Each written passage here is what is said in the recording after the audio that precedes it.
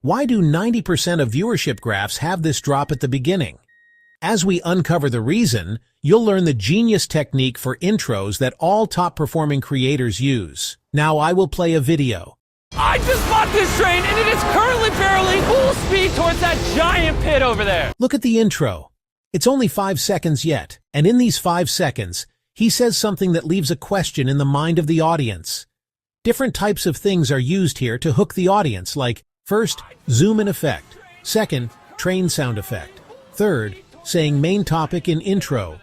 Watch the video for up to 15 seconds. We're also crashing countless cars, blowing up thousands of sticks of real dynamite, and even putting 10 jet engines on a car, just to show you the most insane experiments of all time.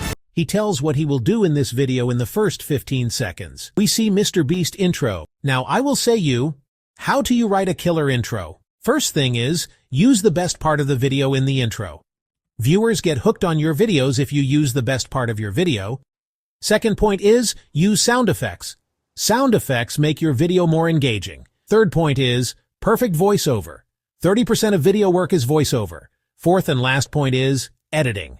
Editing makes your video perfect. For example, watch the intro of this video again. Why do 90% of viewership graphs have this drop at the beginning? As we uncover the reason, you'll learn the genius technique for intros that all top-performing creators use. Most people watch videos for editing. Okay, now that you know how to write an intro, but you can't get views on your video because of the mistake you're making. If you want to know what mistake you made, then click on this video. See you there. Bye-bye.